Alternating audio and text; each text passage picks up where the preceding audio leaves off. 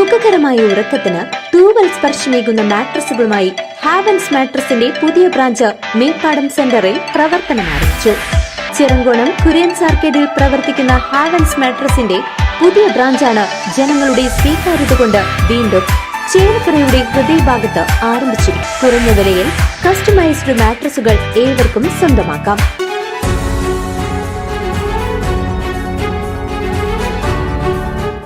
പേയിളകി പശു ചത്തു.